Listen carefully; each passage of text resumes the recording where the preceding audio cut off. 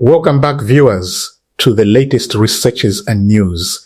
We have major updates. First of all, about 17 soldiers who had previously defected from the Tigray Defense Forces to the Tigray Peace Force, the militia aligned with Getachew Reda, have returned to the Tigray government and rejoined Tigray Defense Forces. They crossed back into Tigray and are calling on others to follow. We explain what this return means. Secondly, about Tigray Defense Forces elements have reportedly moved from southern Tigray into parts of the Amhara region. This is one of the most significant military movements in this phase of the conflict. We explain how it happened, why the Ethiopian military's own redeployment strategy made it possible, and what it means for where this war is heading. Let us begin with 17 soldiers and what their return to Tigray tells us about the state of the forces aligned against the Tigray Defense Forces. These 17 soldiers had previously defected. They had left the Tigray Defense Forces and crossed to the Tigray Peace Force, the armed group that has aligned itself with the Ethiopian federal government and operates under the political umbrella of Getachew Reda, the former interim president of Tigray, who was expelled from the Tigray People Liberation Front and is now serving as an advisor within Abiy Ahmed's government. The Tigray Peace Force is, in its essence, a force of Tigrayans who have chosen to work with the Ethiopian federal government against the Tigray People Liberation Front political administration and against Tigray Defense Forces. Their presence on the battlefield, particularly in sensitive border areas like Selemti, represents the federal government's attempt to frame the conflict not as Ethiopian National Defense Force attacking Tigray, but as a divided Tigrayan political landscape in which one faction is fighting another. These 17 soldiers were part of that framework. They had made the choice to defect, and now they have reversed that choice. All 17 soldiers crossed back into Tigray, entering through the Tate Tekeze area and crossing at Debri Abai. Of the 17 who returned, 2 came back with their weapons, their rifles, from the Tigray Peace Force, which they brought with them when they rejoined Tigray Defense Forces. The remaining 15 returned without weapons, but have officially reintegrated with the Tigray Defense Forces. The Tigray government confirmed this return in an official statement, and the returning soldiers have publicly called on the other members of the Tigray Peace Force who remain in that militia to also come home to Tigray. Why does this matter beyond the number 17? Because it tells you something about the morale, the conviction, and the direction of drift among the Tigrayans who had initially chosen the Getachew Reda side.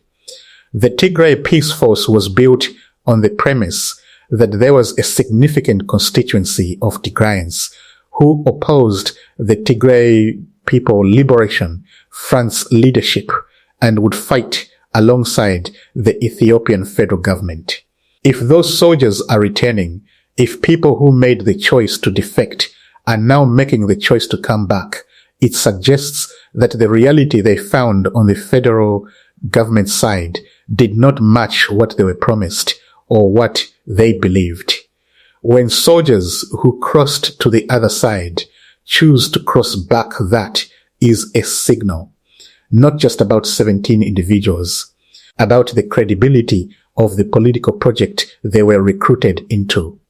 Now to the most strategically significant development we are reporting tonight, and the one that requires the most careful explanation, because understanding how it happened is as important as understanding that it happened. Reports are circulating that elements of the Tigray Defense Forces have crossed from southern Tigray into areas of the Amhara region along the Tigray-Amhara border. We are not disclosing specific locations. The reason is straightforward, providing precise geographic details of where Tigray Defense Forces units are operating would put those fighters at risk. We report what is relevant for understanding the development, and we protect operational information that could be used to harm people in the field. But the question that needs to be addressed directly is this: how is it possible for Tigray Defense Forces units to cross into Amhara region territory when the Ethiopian National Defense Force has been deploying troops to that front for weeks, concentrating heavy weapons, artillery, and thousands of personnel in positions across the Tigray-Amhara border? The answer requires us to look carefully at what the Ethiopian National Defense Forces redeployment strategy has actually produced on the ground. We have reported extensively in previous videos on a significant shift in how the Ethiopian Federal Military is positioning itself across the Amhara region. The Ethiopian National Defense Force has been systematically withdrawing from isolated rural positions, places that were difficult to defend, difficult to reinforce, and vulnerable to being surrounded by resistance forces. Instead of maintaining a dispersed presence across rural areas, the Ethiopian National Defense Force has been concentrating its forces around major towns and key transportation routes. In North Wollo and South Wollo, specifically the zones that sit directly along the Tigray-Amhara border corridor, this redeployment has produced a specific geographic outcome. Areas around Kobo, Woldia, and Alamata have become the centers of Ethiopian National Defense Force concentration. The troops, vehicles, heavy weapons, and command infrastructure are being gathered into these urban centers and along the roads that connect them. What this means for the surrounding rural territory is the critical point.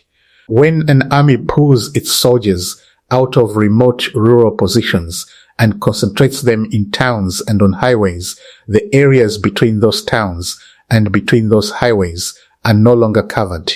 They are not patrolled. They are not monitored in real time. They are not defended against movement. These are the gaps. And gaps in a military deployment are exactly what an opposing force looks for when planning movement. Tigray Defense Forces' reported crossing into Amhara Territory appears to have exploited precisely these gaps. The areas through which Tigray Defense Forces elements reportedly moved are consistent with the zones that the Ethiopian National Defense Force has reduced its presence in the rural spaces between the major urban concentrations where Ethiopian National Defense Force is now focused. The specific terrain favors this kind of movement as well. The Tigray-Amhara border in the area around southern Tigray includes elevated terrain hills and highland areas that provide natural cover, observation positions, and strategic vantage points over the lower ground below. A military force occupying elevated terrain can monitor movement in the surrounding area, establish difficult to dislodge positions, and control approaches in ways that flat terrain does not allow. Tigray Defense Forces elements moving into elevated positions along the Tigray-Amhara border means they are not just crossing a line. They are occupying ground that has military value, ground that allows observation, defense, and the ability to threaten Ethiopian National Defense Force positions and supply routes in the surrounding area. Now, an important nuance about what the Ethiopian National Defense Force is doing in Gojam during this same period. In the Gojam area, which is further west in the Amhara region, government forces have been conducting operations against Fano fighters in mountainous terrain. This is a separate military effort from the Raya Kobo concentration in North Wollo. The Ethiopian National Defense Force is simultaneously trying to hold the Gojam Mountains against Fano and hold the Raya Corridor against potential Tigray Defense Forces pressure.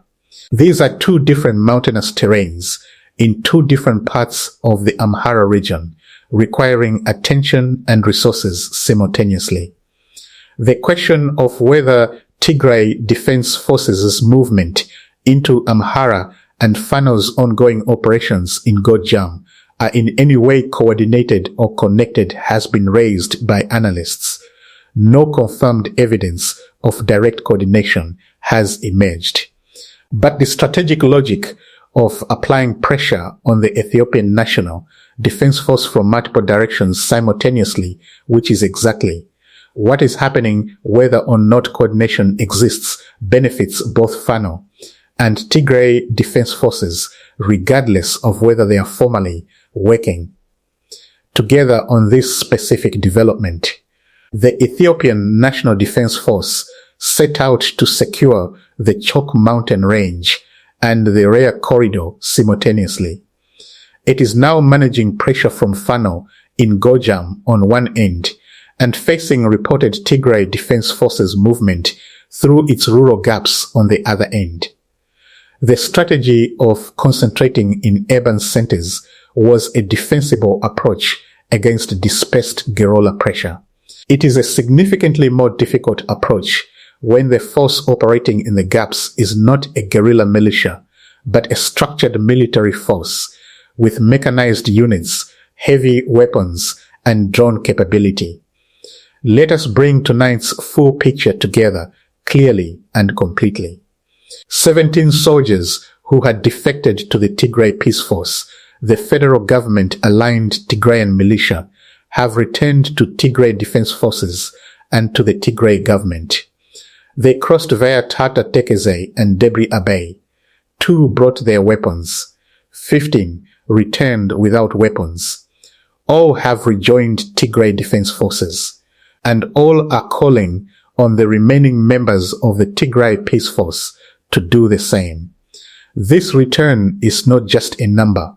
It is a statement about the credibility of the Getachew Raider political project and about where Tigrayan soldiers are choosing to place their loyalty when they are given the time and the circumstance to reconsider. And on the Tigray-Amhara border, Tigray Defense Forces elements have reportedly crossed from southern Tigray into parts of the Amhara region. They have done so by moving through the gaps left by the Ethiopian National Defense Forces strategic redeployment, the spaces between the urban concentrations that the federal military is now defending. The rural terrain that the Ethiopian National Defense Force has vacated in favor of the towns and highways. The Ethiopian National Defense Force created the gaps by changing its strategy. Tigray Defense Forces is moving through those gaps. Whether this leads to a direct confrontation, whether Tigray Defense Forces and Ethiopian National Defense Force forces make contact in the areas Tigray Defense Forces has moved into, and whether this development accelerates the eruption of the larger confrontation that both sides have been preparing for are the questions that the coming hours and days will answer. We will be watching every one of those answers as they emerge. Like, share, and subscribe, and ring the bell so you never miss an update from the front lines.